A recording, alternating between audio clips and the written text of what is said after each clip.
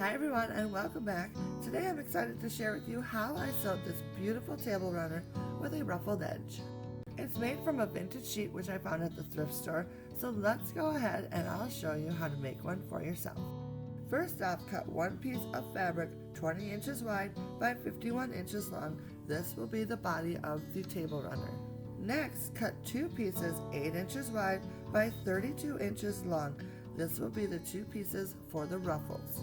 The next step is to hem the two long sides of the table runner. To do this, first place your fabric right side down on an ironing surface, and then working on one side at a time, fold the edge back by 1 inch to form a hem and press in place.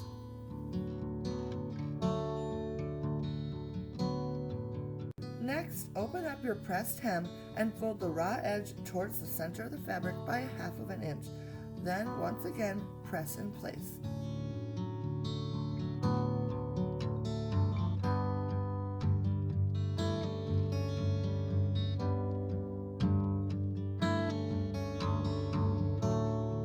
Then, once again, fold the fabric edge towards the center of the fabric, following the original press line hem.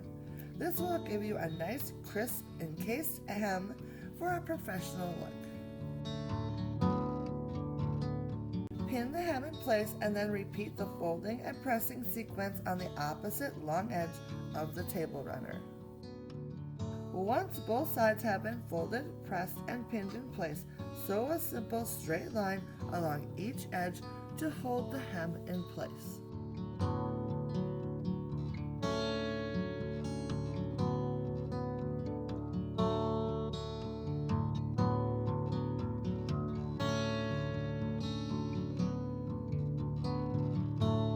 When you're finished, your hem should be looking like this. At this point, you can hem the two short sides in the same manner for a simple table runner, or you can add a ruffle. To add a ruffle, take one cut ruffle piece at a time and fold in half widthwise so that the raw edges meet at the top, and then pin in place along the length of the piece.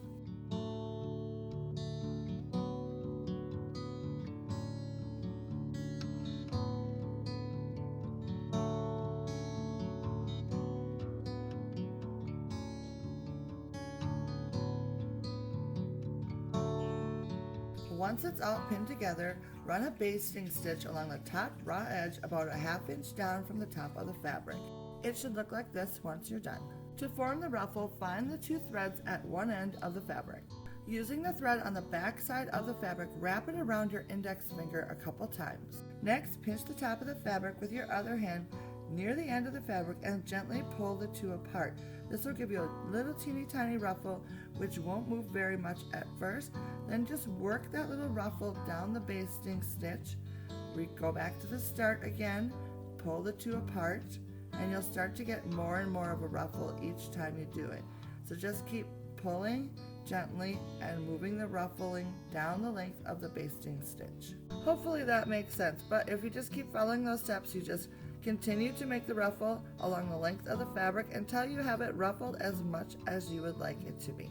Next, lay out the long hemmed piece which you worked on first, right side up, and layer the ruffle on top. After that, pin the two together along the raw edges.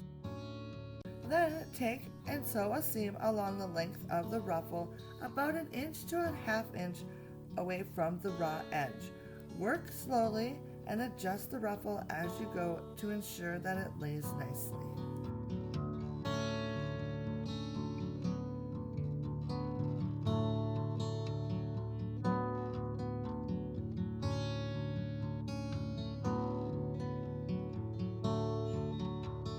When you're done attaching the ruffle, trim the seam allowance to about 1/4 inch wide and then zigzag stitch along that edge to keep it from fraying. I like to add a finishing touch by sewing a seam about 1/8 inch above the ruffle.